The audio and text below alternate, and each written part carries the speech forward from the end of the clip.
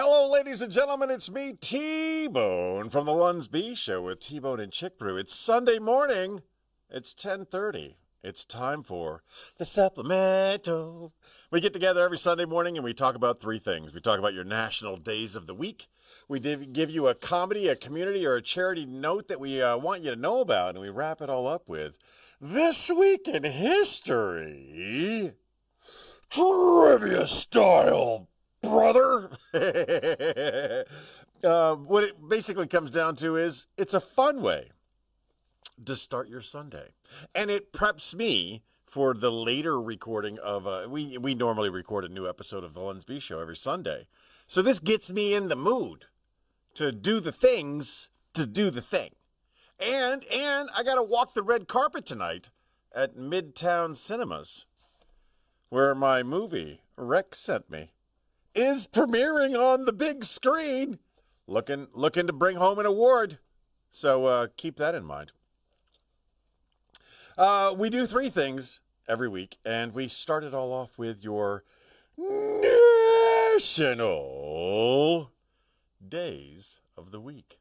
That seems a little high. Why is that so high? There we go. Adjust that just a little bit. Yes, the supplemental is foreplay. So we get things started with your national days of the week. I have so many tabs open, I can't keep track of anything. I have no idea what I'm doing. I'm new. Ooh, here we go.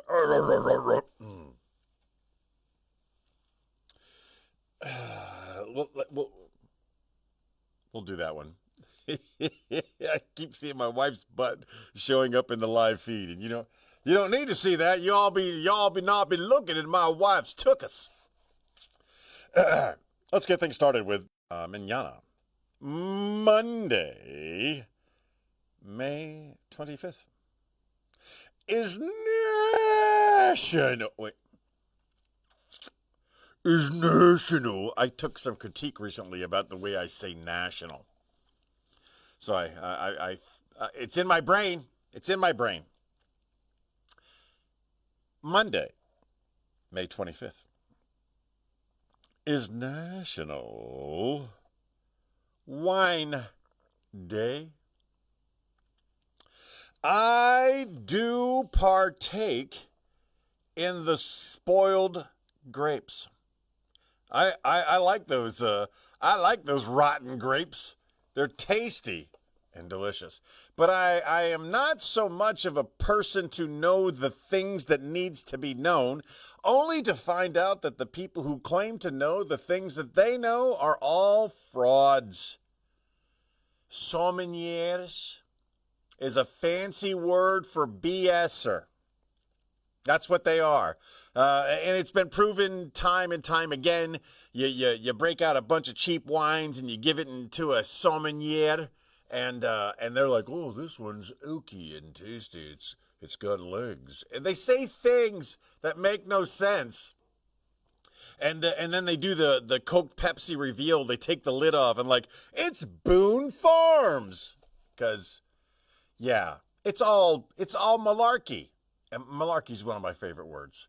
I hope one day we come across National Malarkey Day. But malarkey is one of my favorite words because it's the old school way of saying BS. Barbra Streisand. Yeah, I love wine. But I'm not one of those people who thinks, I'm not one of those people. I am a Cardboard Day fan. Give me some bago. Give me wine in a bag in a box. And one of the reasons for that is in a standard wine glass, a wine bottle, you're only getting 4 glasses of wine. And those glasses aren't even full glasses. You ever notice when they pour a glass of wine, it's like this much wine in a glass that's this big? Like, are you even trying? But yeah, there's only 4 glasses of wine in a bottle of wine. But if you tell somebody you drank a bottle of wine, they think you got a problem. But it was just 4 glasses. But if you get the Cardboard Day, cardboard, day. Get it? Thank you. If you get the cardboard day, it's got a little spigot, and you just squeeze the spigot, and you fill up your glass like a glass is supposed to be filled, and you enjoy it because it's tasty and delicious, and quantity is more important than quality. I do love wine, and I have some expensive bottles of wine, but I don't. I save them mostly for gifts. Like, here, this is important to you, maybe, possibly, but the rest of the wine that I drink is just quantity versus quality. And you could think about that a little bit on Monday, May 25th. National Wine Day. I think I've done that before, and I think at the very end, like I just did right now, I wanted to switch the wine from wine, rotten fruit juice, to wine. I didn't, and I think I've done that more than once. I think I wanted to do that at least twice. Okay. Louis Godet makes a great red. Don't care. Does it come in a box? If it comes in a box, it's good for me. You get messed up quick. Not true. If you're a seasoned alcoholic, wine doesn't really do the trick for you anymore. You need something that's 100 or above proof. Don't want to talk about my addictions. It's not T-Bone's addiction day. Okay, here we go. Let's do this. Because there's a dad out there, and he's watching. Oh, Jessica's watching. She may enjoy this too. Tuesday, May 26th, is National Paper Airplane Day. The wonderful thing about paper airplanes is it gets to give you the experience of engineering and disappointment. Because you fold the paper in many, many ways, and then you throw it, and then it Amelia Earhart's right into the ground. I pulled out an old school reference there. But if you refinagle the folds in the way that you did the things that you did, and you shoot it again, and it goes for a great distance, you are excited. And parents, if you haven't had a paper airplane construction flight contest with your children, are you really parents? I think this is the beginning of STEM, okay? Science and TEM. All I know is I hate STEAM, but I love STEM. Science, technology, engineering, mathematics, right? STEM. Well, a paper airplane is STEM at its core. STEAM, no, it's not. Because then it would be Prince dying in an elevator alone. But if you could make a paper airplane and you could throw it, and it doesn't immediately Amelia Earhart, maybe it Howard Hughes's, just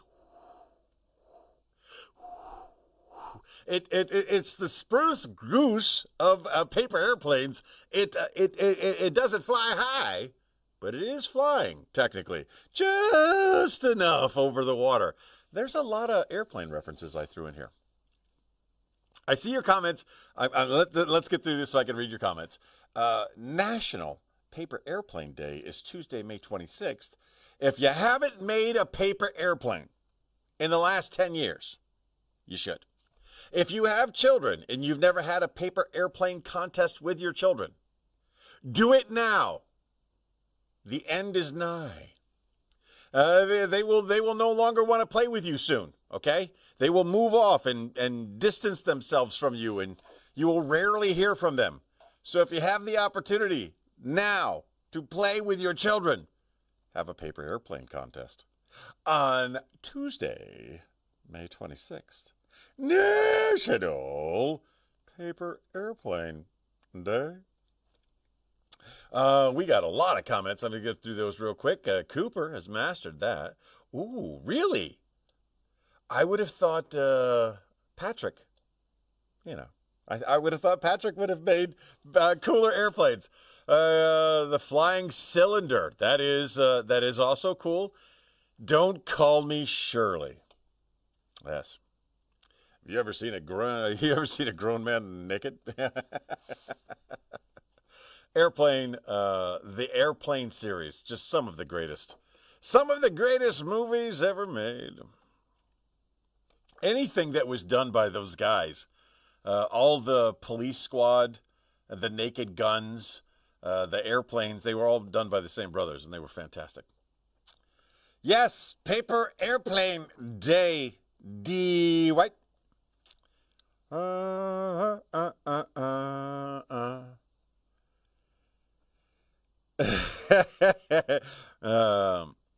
going to do this because I don't know what I can do with it, but I'm going to try. I'm seeing these for the very first time. I just plug in the prompt and it gives me some things, it gives me some choices, and I try my best. Wednesday, May 27th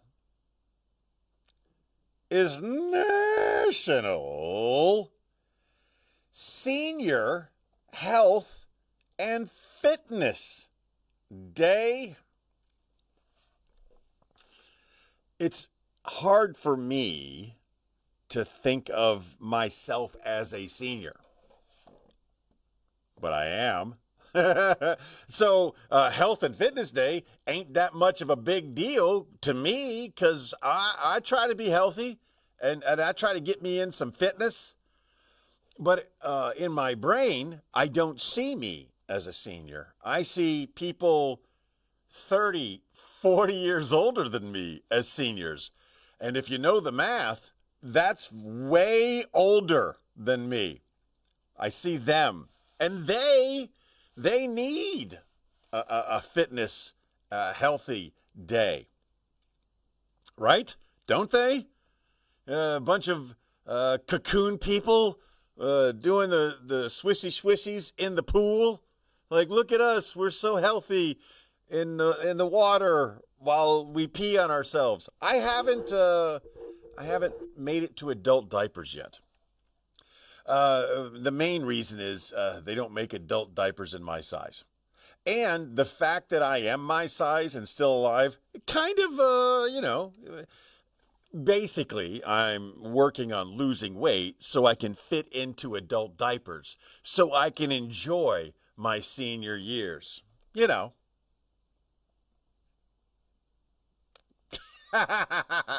okay, Grandpa? I'm fine. That's a horrible. Here's the deal. How about this? On Wednesday, May 27th, if you have senior people in your life, and in recognition of Senior Health and Fitness Day, take them for a walk. Take your seniors out for a walk on Wednesday, May 27th. Put a leash on them and walk them. Think about that on Wednesday, May 27th, National Senior Health and Fitness Day.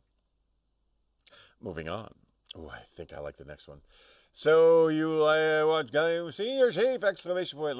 That's your day, brother. Thank you. You're not far behind me. Good comments, making me laugh. Keep them up. Keep them going. I'm going to do this because I really wish. Thursday, May 28th is National Hamburger Day. Look, I'll be the first to tell you, man. I love hamburgers. And I will also be the first to tell you that it has been a very, very long time since I had a hamburger. Now, because my wife is constantly trying to kill me. She may have slipped a couple in. You know, there may have been some Bubba burgers in the last couple of years that she just kind of slipped onto the menu, and I had to eat them because I didn't want her to stab me in my sleep. But as far as going to an establishment and purchasing a hamburger, I have not done that in a very, very long time. I would like to say I probably haven't done that since my surgery. But I like hamburgers. I deeply desire hot meat in my mouth. like a Wendy's quadruple or a McDonald's quarter pounder with way more than a quarter pound. I miss eating. I miss having a hot meat in my mouth. And if I only did it annually, if on Thursday, May the 28th, National Hamburger Day, I went and got a hamburger, that's not bad, right? That's reasonable. That's not going to cause more coronary heart disease, is it? But what if I added cheese to it? Is there a National Cheeseburger Day? So on National Hamburger Day, you have to be strict and just get a hamburger. No cheese, por favor. No queso, mi amigo. Or is that just part of the burger? Is a hamburger, is cheese on a hamburger a cheeseburger or a condiment of meat, hot meat in your mouth? Think about that on Thursday, May 28th. National Hamburger Day. To your comments. And there were quite a few. Hamburgers are not sandwiches. Red Robin, $9.99, bottomless sides and drinks. Good deal and good burgers. I've been to Red Robin once. Red Robin. Yum. I've been to Red Robin once. In the States. Overseas, whenever you found yourself near an army base, they always had a Red Robin inside their little PXs. And it was unusual, so I would always get a Red Robin when I was in Germany.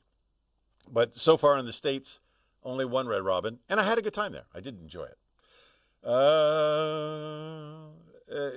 Apparently, the Taney family is in different rooms because they said the same thing. Jessica says we're obviously not in the same room. That's so funny. All right, moving on. All right, such a good time. I do enjoy my... I don't know what that means. That's... Open in a new tab. I'm afraid to click on that. Coq au vin. Unofficial U.S. food holiday celebrated the classic French dish, coq au vin. Chicken braised slowly and... No, we're not doing that. It's stupid. Stupid! It's so stupid.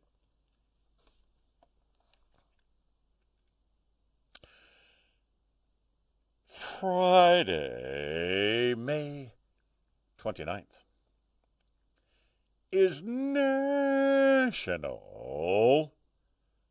Biscuit Day.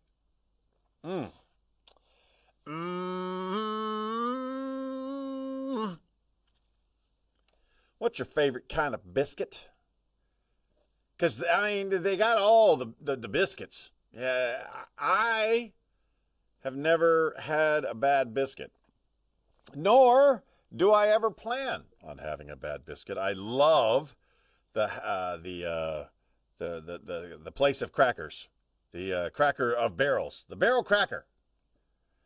I love their biscuits, and I don't know what's making them different. I think it's just like flour and water and some old person in the back just beating the snot out of it. I don't know how they make their biscuits, but it has a very distinct texture to it. It's like it's a biscuit that spent time in prison. It's hard, you know, and then you open it up, and you put that sausage gravy. Ooh, man, I love me some sausage and gravy and biscuits. I do. I love But the winner of all the winners, without a doubt, are the Grands. Because they're, number one, super easy. You pop the can and you throw them in a pan and you throw them in the oven and you let the oven do its job.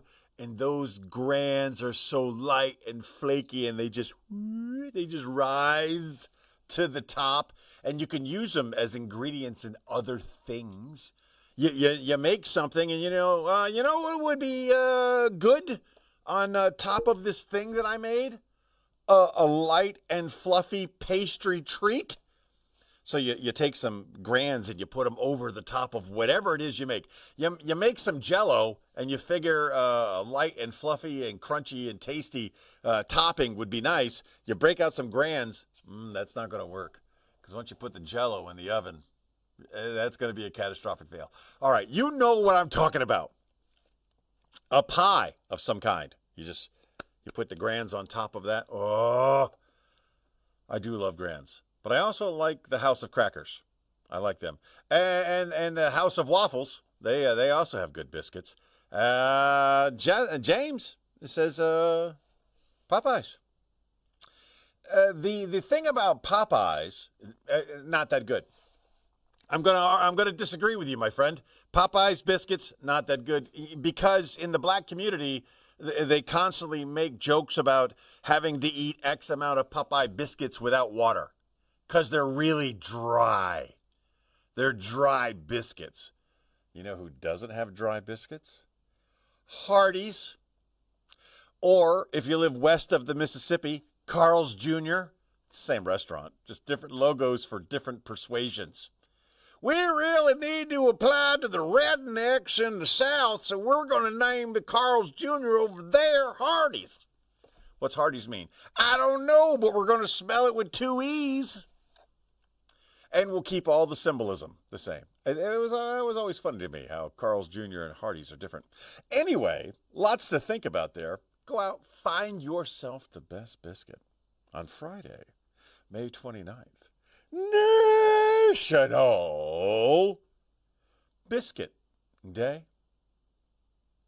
To your comments. Biscuits and gravy, so saith Jessica. Lobster. What? Oh, yeah. We are okay. I can make that dish, and it's amazing. Pronounced coq au vin. Yeah, we didn't do that for a reason, and I don't care if you can make it amazing. Those cheddar biscuits at the Red Lobster. I do like the Red Lobster. Or as me and the kids call it, the Dead Mobster. Biscuits and sausage gravy, my favorite. I do overindulge in that. And we're going to go on a cruise. And for 7 days, I will have biscuits and gravy every day. Biscuits and gravy, and I put the eggs on top of it, and I add some bacon or some sausage. It's not good for you. But I don't vacation very often, and on vacation, I'm eating some biscuits and gravy. And a cast iron with lard. Great minds think alike, so saith Jessica. Popeyes has some good biscuits. I disagree. True Hardee's is good. I agree. And it's under $5 for a sausage and biscuit meal. I was at my friend Dave's house, and Dave's mom made us biscuits and gravy. And I didn't know you could make that at home. Many times in my food journeys, I've learned things like white people can make Korean food. I didn't think that was possible, but my friend Emily taught me that. And Dave's mom taught me that you can make biscuits and gravy at home. And it was delightful. Oh, dear Liza. No, I can't. I don't know why. There's a National Hole in My Bucket Day. But it does make me want to sing. It's hard to choose. They give me 4 options to choose from, and this is what we're going to do. Saturday, May 30th, is National Mint Julep Day. which is confusing to me because I thought mint juleps were the official drink of the Kentucky Derby. And the Kentucky Derby is not held on Saturday, May 30th. And quite honestly, I think you drink mint juleps because you are forced to in a social environment. No one that I know has ever walked up to a bar and said, mint julep, please. No one's ever done that. Many of my friends will go, sex on the beach? Can I get a sex on the beach? Can I get a blowjob? Can I get an Irish car bomb? They will say all those, but they have never walked up to the bar and said, yes, I would like a mint julep, please. I've never seen that happen. But I know if people are watching the Kentucky Derby, there's two things involved. Hats and mint juleps. I don't even know what a mint julep is. Okay, I mean, I know what it looks like. It's got ice cubes, and it's clear, and there's a mint leaf in there, so they're a little color. And when you say juleps, I have no idea. I'm going to be honest with you. I've never had a mint julep because I'm not a lady wearing a hat at the Kentucky Derby. Not doing it. And I would prefer to ask for an Irish car bomb, a blowjob, or sex on the beach than a mint julep. I don't ask for any of those things. When I go out, it's very simple. A beer. And if I'm going to be there for a while, 2 beers. That's it. 2 beer Tony, that's me. But when I'm on vacation, I have 2 different levels of intoxication. I've got daytime intoxication, which is Captain Morgan's and Coke, a double Captain Morgan's and Coke, and I'll just sip those, and life is grand. And then we'll move on to nighttime, Tony, where it's a double Grey Goose and vodka, Grey Goose and tonic. Ha ha ha ha! And I will drink those until I run out of money, and then I will go to my room and sleep. And I'll get up as early as I can, rinse, wash, repeat. That's what I like to do, and never was a mint julep involved. But maybe I have made a mint. So you got limoncello. I did it with mint one time, and it was phenomenal. It was so good. It was so good. You know, you take the pheno and you pour it in and you put your ingredients in and you put the lid on it and you just store it away and forget about it for as long as possible. The longer, the better. So my limoncellos, some of my limoncellos would age like a year. But oh my God, they were phenomenal. And that mint was equally phenomenal. Anyway, think about all of what I just said on Saturday, May 30th. National Mint Julep Day. To your comments, mint and alcohol is just wrong. You shush your mouth. You shush up now. So good that you only did it once. Have you tried the 0 sugar creamy coconut diet pepper? That's so much. There's so many words there. 0 sugar, creamy coconut, Dr. Pepper. I don't know if I would like that. If you have any, I would like to try one of yours before I commit to a case. And if I like it, I will reimburse you the can that you donate to me. Creamy coconut Dr. Pepper. 0 sugar. I think sugar is one of the 23 ingredients that makes Dr. Pepper Dr. Pepper. So now you're telling me we got rid of the sugar. So where it was 23 ingredients, now it's 22. Oh, don't worry. We added coconut of the creamy variety. Kind of like my vodkas. I don't like my vodkas being flavored with stuff.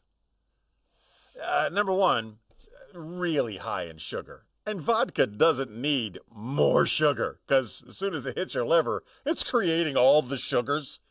So vodka doesn't need more sugar. And for some reason, all of the flavored vodkas, their proofage goes down. So where vodka's normally 80 proof, for some reason, flavored vodkas are like 65, 70. It's silly. Who wants to drink wonderful tasting vodka if it doesn't get you the buzz that you're paying for? Not me. Not this kid. To your comments. La la la la la. My so good. They only did it once. You tried zero. We were at the comments. I'll send you one. I'll send one. Aw, so sweet. Yeah. Yes, I have also referred to vodka as potato juice. I love me potato juice. You drink potato juice? Yes. Grey Goose potato juice. Oh, boy. I'm looking autonomous. Yeah. I'll do that. Sunday, May 31st is National Autonomous Vehicle Day. Autonomous is the word you use to say self-driving. Self-driving vehicle day. I'm a huge fan of self-driving vehicles. I am. I think it is the future. I think driving a vehicle will be something that we don't do in the future. That the vehicles will drive us. Take me to this location. And that vehicle and all of the other vehicles working in cahoots will safely get you to your destination without dying. This is the future. And when all of the vehicles are working together in cahoots, you can go faster. You don't need a 55-mile-an-hour speed limit. If all of the vehicles are talking to one another, like, I'm going to move to the right, I'm going to move to the left, I'm going to go straight. If all of the vehicles are talking,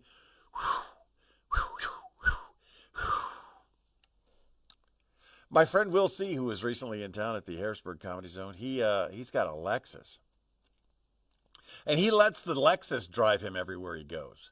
But Lexus doesn't trust you it doesn't trust itself to let the autonomous vehicle drive itself. Lexus and Hyundai and all the other ones, you have to put a little pressure on the steering wheel.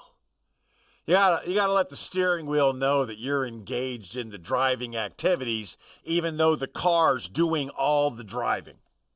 Now, I haven't found anybody that has invented this yet, but I'm just going to put the idea out there, okay? I'm going to put the idea out there, and if you make a couple $1 billion off of this idea that I'm about to give you, I'm not going to hate on you, but a little reminiscence would be fine. Vehicles are getting smarter. Autonomous vehicles are doing better and better every single day, but they require you to touch the wheel. So what I would invent is a little monkey. A little monkey that goes on the steering wheel. You just hook the monkey on the steering wheel, and it applies enough pressure to the steering wheel where you don't have to touch the wheel at all. Just let it go. Let it go. Let it go. Crazy thing is, Teslas don't require you to touch the steering wheel. True story. I recently took a test drive it wasn't a test drive. It was a show off my car drive with a friend. And he put me in his Tesla, and we went all the way over to Capital City Mall, and we came all the way back. He never touched the wheel one single time. It was amazing. Now, every time I see a Tesla that I'm driving around with, I'm looking to see how many of them are touching the wheel. And most of them are not. But until the rest of the autonomous vehicles get online with Tesla, where Tesla says, look, we're good at what we do. You can trust us. We're driving. And the rest of them are like, we're kind of good at what we do. So if you'll just touch the wheel, we can we can disown all liability. That's where the driving monkey comes in. You just take the little driving monkey, and it applies enough pressure to your steering wheel where you don't have to do it. If you're going to trust the car, trust the car. If you can't trust the car, get a car you can trust. I can't wait for my next vehicle. I have made up my mind that I'm going to drive this Cadillac until the wheels fall off. but the next one I get is fully autonomous. Absolutely. But it has to have a gas engine. I'm not doing electric. Stupid electric. The new Cadillacs are fully autonomous, but they're all electric. I'm not doing electric. I'm doing gas. Roar, roar, roar. I want the option of being able to drive should I need to, and I don't want to run up my electric bill. These are all things to consider on the last day of May, Sunday, May 31st, National Autonomous Vehicle Day. To your comments. And there were some. I'll send you one. Thank you. Potato juice, yes. And the CIA wants you dead. They just program. If the CIA wants you dead, they're going to kill you. Okay? Oh, don't put in your ear pods because that's how the CIA is going to kill you. No, if they want you dead, they're going to kill you. That's what they do. Most recently, they invaded the office of the Director of National Intelligence. The CIA, who doesn't have authority in the United States of America, went to their superior and served a warrant on her office. Very, very strange. And immediately following, her husband was diagnosed with a bad form of cancer. And she's resigning. She doesn't drive a Tesla. Think about it. Think about it. I will never have trust in anything at the Tesla level. So you say now. The technology keeps getting better and better. And as we get older and older, our ability to drive is less and less. I mean, we live here in central Pennsylvania. There's a lot of old people who probably shouldn't drive anymore, but they're still driving because somehow they were able to pass the eye test. My friend that took me on that ride in the Tesla is starting to suffer from age and his abilities. And he specifically bought this vehicle to take him to and fro without any input from him. Technology. Get on board with it or don't. I don't care. Oh, we got time. I got like 6 hours until my movie premiere tonight. Can't wait for that. I can't wait for that. I want to do a ComCom char, but at the same time, I just don't feel like it. I didn't prepare anything. And I feel like if I don't do a ComCom char, someone's going to be upset. But then again, if I don't do a ComCom char, no one really notices. I'm making a call here. I'm doing a ComCom char this week. ComCom chars are normally community comedy or charity events that we want you to know about. I don't have anything on deck. I know I always defer to Castaway Critters and Rawl. I just don't feel like it. I really want a nap. I didn't sleep well last night. So maybe that's in my near future. Let's move on to the fan favorite portion of the show. This week in history. Trivia style, brother. 7 questions, all from the previous week in history. Set to medium difficulty with multiple choice responses. Question number 1. In 1980, which video game character made his debut in the arcade game Pac-Man?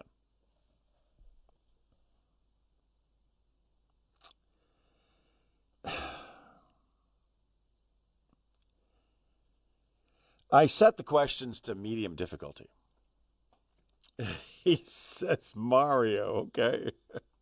Maybe you're right. Maybe you are right. I don't know.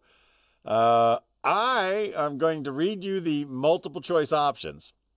And Mario is one of them. As is Donkey Kong, Pac-Man, and Sonic the Hedgehog. In 1980, which video game character made his debut in the arcade game Pac-Man? You know, I think it's just a stupid question. But at the same time, I'm thinking made his debut in 1980 in the arcade game Pac-Man. No, Pac-Man was a man because there was a Mrs. Pac-Man. Yeah, I'm just going to go with Pac-Man. That just seems to, I feel like AI doesn't understand medium difficulty. But then again, many things AI does. Jessica's with me on Pac-Man. James is going with Mario. Dwight is tapped out. Robert is not playing. The usuals. I'm happy to have you.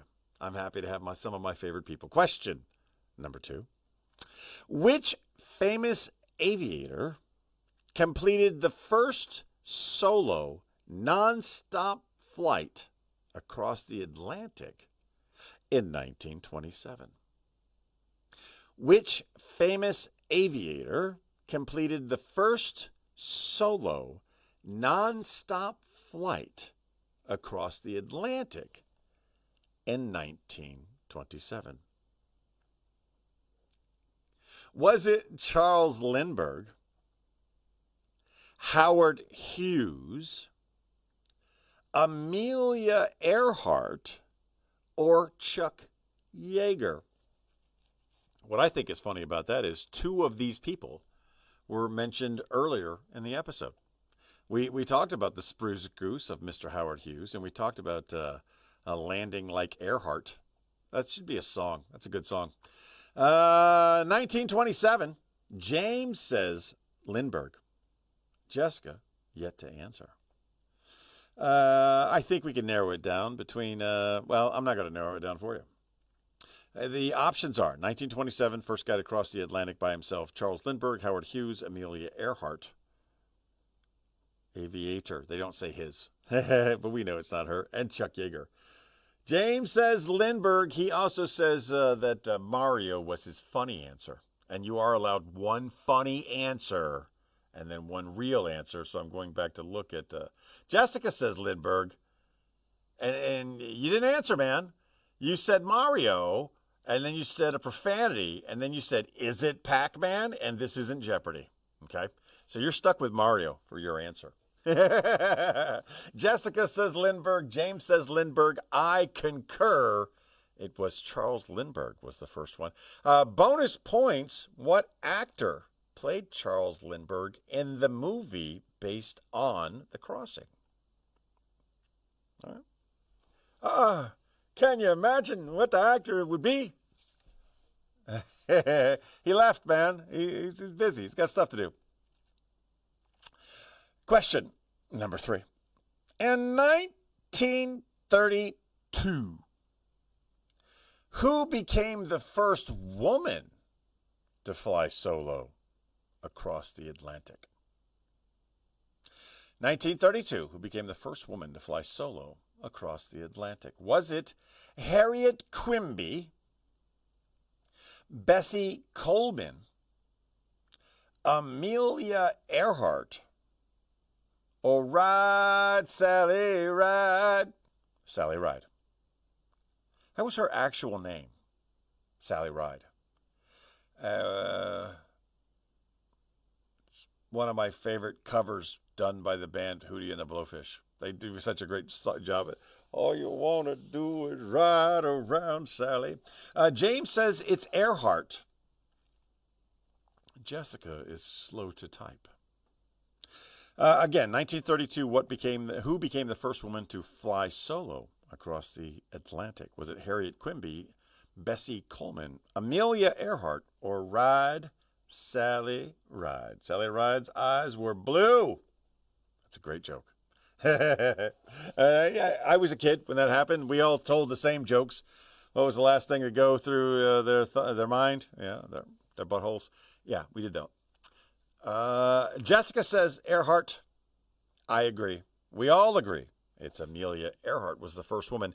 The bonus points questions that you missed out on was who was the actor that played Charles Lindbergh in the movie about the crossing of the Atlantic? It was Jimmy Stewart. Who was an actual pilot? Huh? You need an actor to play the movie role, and I'm the guy. Question number 4. What famous prison riot and hostage crisis began in New Mexico in 1980? What famous prison riot? To me, that's just a great phrasing. We got a lot of prison riots. You remember the famous ones? You remember the famous prison riots? Well, which one of them began in New Mexico in 1980? Was it the Attica prison riot? The New Mexico State Penitentiary riot? The Waco siege? Or the Alcatraz occupation? What famous prison riot and hostage crisis began in New Mexico in 1980? Yeah, I guess we haven't been doing well, and ChatGPT is really trying to make us feel better about ourselves and just giving us the dumbest question answer series possible. Yes, James, it wasn't Attica. Attica. It wasn't the famous Attica prison riot because Attica is not in New Mexico. You know what's not also in New Mexico? Waco. You know what's also not in New Mexico? Alcatraz. So that means the question, what famous prison riot and hostage crisis began in New Mexico in 1980 must be answered with the New Mexico State Penitentiary riot. It's the only one that's in frickin' Mexico or New Mexico. So, an asterisk, we're all getting that right. But we shouldn't, because ChatGPT's stupid. It's stupid! Question number 5. Which legendary boxer was born on May 19th, 1925? Which legendary boxer was born on May 19th, 1925? Was it Muhammad Ali? Was it Joe Louis? Was it Sugar Ray Robinson? Or was it Malcolm X? I hope that head slap translated well. Obviously, it's Rocky Marciano. That's hilarious. It's not Malcolm X because he's not a legendary boxer. So your chances of 25% being right are now up to 33%. It's either Muhammad Ali, Joe Louis, or Sugar Ray Robinson. But I don't know.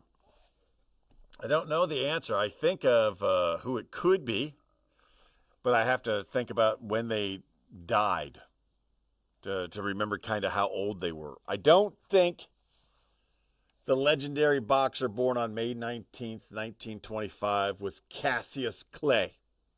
James is going to go with Joe Louis. I don't think that's a bad guess. Jessica's going to go with Sugar Ray. And you may get confused because there's more than one Sugar Ray. And, boy, the sugar was the sweetness, right? You think of sugar, oh, he's so sweet and sugar. No, this was the sugar, son. There was more than one Sugar Ray in boxing. Jessica's going to go with Sugar Ray Robinson, and I think she's on the right track. I think it is Sugar Ray Robinson. I did like your "Get your hands out of my pocket." That's a great quote. He was drafted in the 60s, so he would have been too old. Yeah, I agree with you. I think it's not Cassius. If the man wants to be called Cassius Clay, if he wants to be called Muhammad Ali, I call him Muhammad Ali. So it really did come down between Joe Louis and Sugar Ray. You chose Joe Louis. Me and Jessica chose Sugar Ray. I think we're correct. Question number 6. Which bridge opened to traffic in 1937, connecting San Francisco and Marin County? So all the way up to what bridge opened in traffic in 1937, well, that's a hard question. And then they say connecting San Francisco and Marin County. Here we go. Oh, that was a little fucking hard. A little too hard. Yes, Brooklyn Bridge is an option, as is the Golden Gate Bridge, the Mackinac Bridge, and the Tower Bridge. These are your options.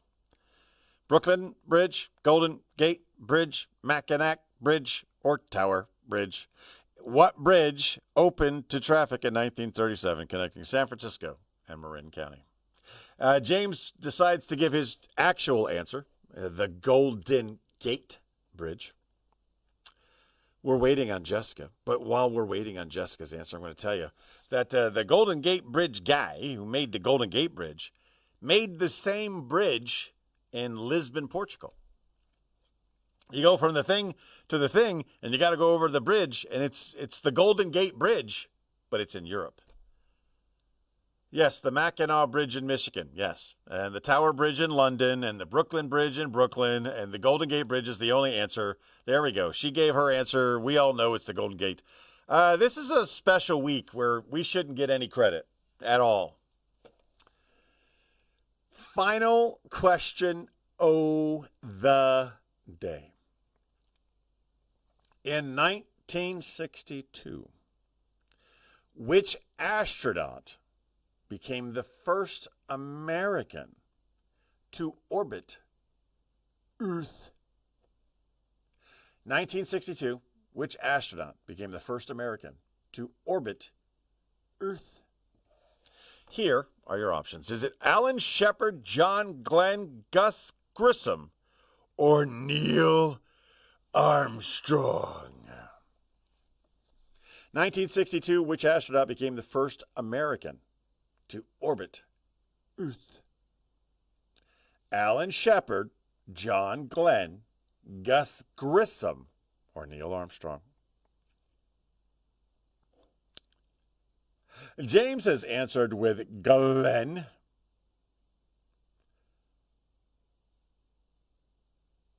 Yeah, I don't care. I don't care. I don't care about your comments, man. I am sure on Glenn. Okay, it's Glenn. I got it. You say it's Glenn. Jessica? A, B, C, or D? You don't even have to type the words. Just give me a letter, woman. And we're going to wrap it up, because I'm getting ready to tape a new episode of the LUNSB Show with T-Bone and Chick Brew, coming to you every week wherever fine podcasts are sold. I'm not going to wait any longer. There it is, Glenn. Okay, so we all agree it's Glenn. I think we all went 5 for 5, because normally it's 7 questions. And no, I think James missed one.